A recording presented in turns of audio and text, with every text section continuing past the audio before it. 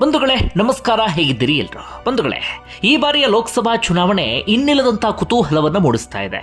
ಒಂದು ಕಡೆ ಎನ್ಡಿಎ ಮೈತ್ರಿಕೂಟ, ಮತ್ತೊಂದು ಕಡೆ INDIA ಇಂಡಿಯಾ ಮೈತ್ರಿಕೂಟ. ಎನ್ಡಿಎ ಮೈತ್ರಿಕೂಟದಲ್ಲಿ ಪ್ರಧಾನಿ ಅಭ್ಯರ್ಥಿ ಯಾರು ಅನ್ನೋದರಲ್ಲಿ ಯಾವುದೇ ಗೊಂದಲ, ಅನುಮಾನ ಇಲ್ಲ, ನರೇಂದ್ರ ಮೋದಿ.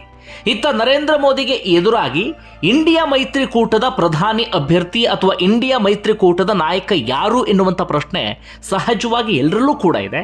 ಸದ್ಯ ಇದೀಗ ಮುನ್ನೆಲೆಗೆ ಬಂದಿರುವಂತಹ ಹೆಸರು ಅಂದರೆ ಕನ್ನಡಿಗ ಆಗಿರುವಂಥ ರಾಜ್ಯಸಭಾ ಸದಸ್ಯ AICC ಅಧ್ಯಕ್ಷ ಮಲ್ಲಿಕಾರ್ಜುನ ಖರ್ಗೆ. ಮುಂದಿನ ಪ್ರಧಾನಿ ಅಭ್ಯರ್ಥಿ ಮಲ್ಲಿಕಾರ್ಜುನ ಖರ್ಗೆ ಎನ್ನುವಂಥ ಹೆಸರು ಇದೀಗ ಮುನ್ನೆಲೆಗೆ ಬಂದಿದೆ.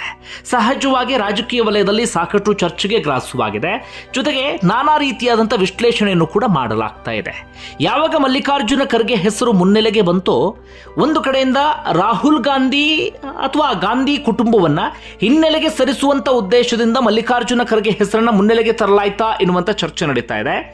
ನರೇಂದ್ರ ಮೋದಿಗೆ ಎದುರಾಗಿ ಪ್ರಬಲವಾದಂಥ ನಾಯಕ ಮಲ್ಲಿಕಾರ್ಜುನ ಖರ್ಗೆ ಆಗ್ತಾರ ಎನ್ನುವಂಥ ಚರ್ಚೆಯೂ ಕೂಡ ನಡೀತಾ ಇದೆ. ಮಲ್ಲಿಕಾರ್ಜುನ ಖರ್ಗೆ ಪ್ರಧಾನಿ ಅಭ್ಯರ್ಥಿ ಆದರೆ ಇನ್ನುಳಿದಂಥ ಪ್ರಮುಖ ನಾಯಕರು ನಿತೀಶ್ ಕುಮಾರ್ ಆಗಿರಬಹುದು, ಲಾಲು ಪ್ರಸಾದ್ ಯಾದವ್ ಆಗಿರಬಹುದು, ಇಂತಹ ಪ್ರಮುಖ ನಾಯಕರು ಇದಕ್ಕೆ ಒಪ್ಪಿಗೆಯನ್ನು ಸೂಚಿಸ್ತಾರ.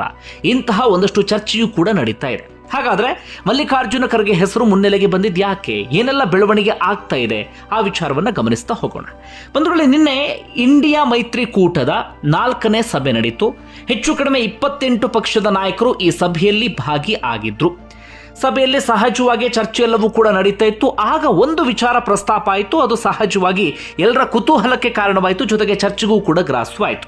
ಅದೇನಪ್ಪ ಅಂದ್ರೆ, ಪಶ್ಚಿಮ ಬಂಗಾಳದ ಮುಖ್ಯಮಂತ್ರಿ ಆಗಿರುವಂಥ ಮಮತಾ ಬ್ಯಾನರ್ಜಿ ಮುಂದಿನ ಪ್ರಧಾನಿ ಅಭ್ಯರ್ಥಿ ಮಲ್ಲಿಕಾರ್ಜುನ ಖರ್ಗೆಯನ್ನಾಗಿ ಘೋಷಿಸಬೇಕು ಅಂತ ಪ್ರಸ್ತಾವನೆಯನ್ನು ಮುಂದಿಟ್ಟರು.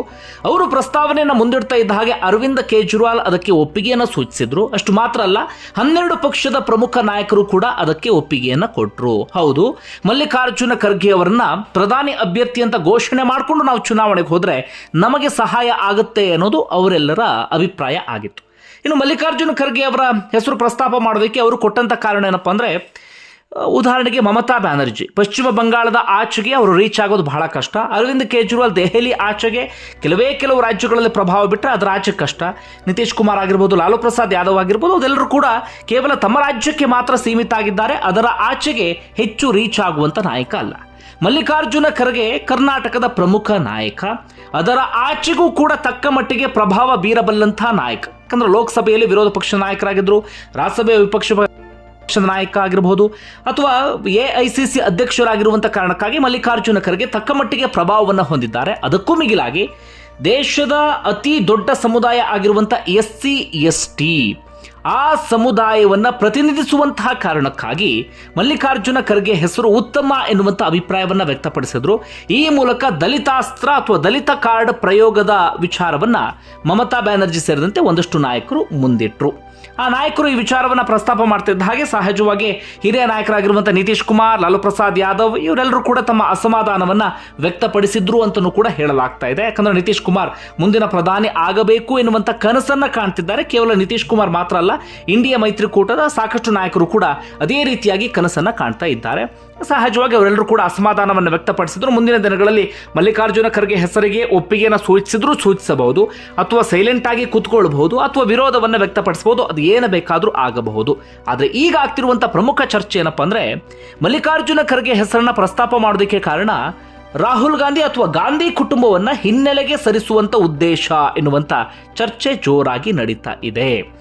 ಇಲ್ಲಿವರೆಗೆ ಪ್ರಧಾನಿ ಅಭ್ಯರ್ಥಿ ಯಾರು ಅಂದಾಗ ಸಹಜವಾಗಿ ಎಲ್ಲರ ಮನಸ್ಸಿನಲ್ಲಿ ಮೂಡ್ತಾ ಇದ್ದಂಥ ಒಂದು ಹೆಸರು ಅಂದ್ರೆ ರಾಹುಲ್ ಗಾಂಧಿ. ಅಂದ್ರೆ ಇಂಡಿಯಾ ಮೈತ್ರಿಕೂಟದಿಂದ ಯಾರು ಅಂದಾಗ ರಾಹುಲ್ ಗಾಂಧಿ.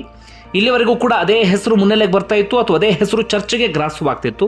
ಹೀಗಾಗಿ ಆ ಹೆಸರನ್ನ ಹಿನ್ನೆಲೆಗೆ ಸರಿಸಬೇಕು ಅಂತ ಮಮತಾ ಬ್ಯಾನರ್ಜಿ ಅಂಡ್ ಗ್ಯಾಂಗ್, ಮಮತಾ ಬ್ಯಾನರ್ಜಿ ಜೊತೆಗೆ ಇನ್ನೊಂದಷ್ಟು ಪ್ರಮುಖ ನಾಯಕರು ಈ ಪ್ಲಾನ್ ಮಾಡಿದ್ದಾರೆ ಎನ್ನುವಂಥ ಮಾತು ಇದೀಗ ಜೋರಾಗಿ ಕೇಳಿ ಬರ್ತಾ ಇದೆ.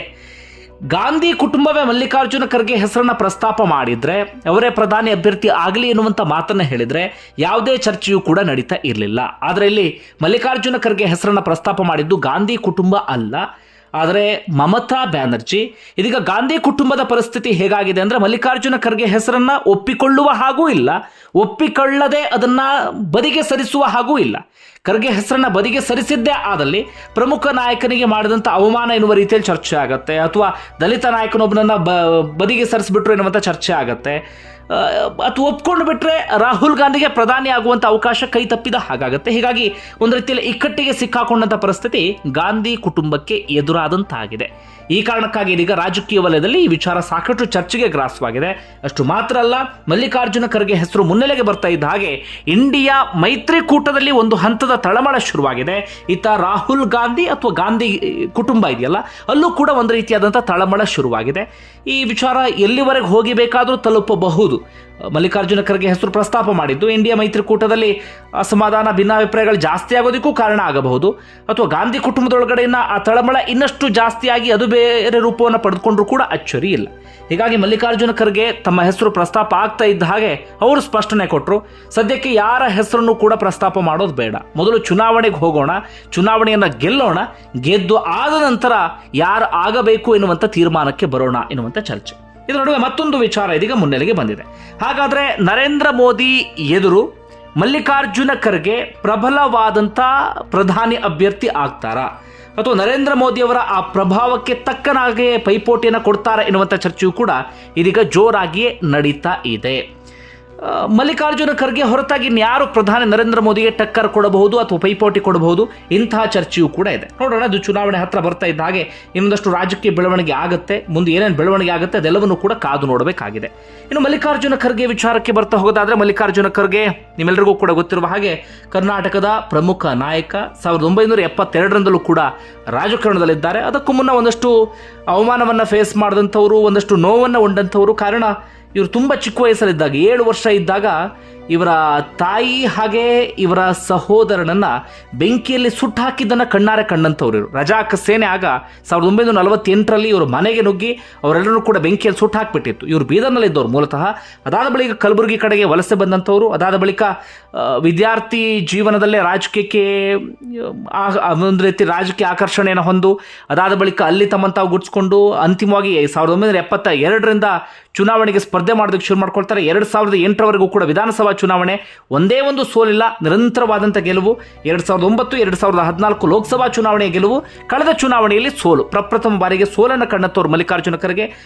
ಪ್ರಮುಖ ದಲಿತ ನಾಯಕನಾಗಿ ಗುರುತಿಸಿಕೊಂಡಂಥವರು. ಕಾಂಗ್ರೆಸ್ ಯಾವುದೇ ನಿರ್ಧಾರವನ್ನು ತೆಗೆದುಕೊಂಡರೂ ಕೂಡ ಇಲ್ಲಿವರೆಗೂ ವಿರೋಧ ವ್ಯಕ್ತಪಡಿಸದೆ ಅವರ ನಂಬಿಕೆಯನ್ನು ಉಳಿಸ್ಕೊಂಡು ಬಂದಂಥವರು, ಕೊನೆಗೆ AICC ಅಧ್ಯಕ್ಷರಾದಂಥವರು. ಹೀಗಾಗಿ ಮಲ್ಲಿಕಾರ್ಜುನ ಖರ್ಗೆ ಹೆಸರು ಇದೀಗ ಮುನ್ನೆಲೆಯಲ್ಲಿದೆ. ನೋಡೋಣ ಮುಂದೆ ಏನೆಲ್ಲ ಬೆಳವಣಿಗೆ ಆಗುತ್ತೆ ಅಂತ. ಬಂಧುಗಳು, ನಿಮಗೆ ಏನು ಅನಿಸುತ್ತೆ ಅದನ್ನು ಕಮೆಂಟ್ ಮಾಡಿ ತಿಳಿಸಿ. ನಿಮ್ಮ ಅಭಿಪ್ರಾಯ ಬಹಳ ಮುಖ್ಯ. ಧನ್ಯವಾದ ವಿಡಿಯೋ ನೋಡಿದ್ದಕ್ಕೆ.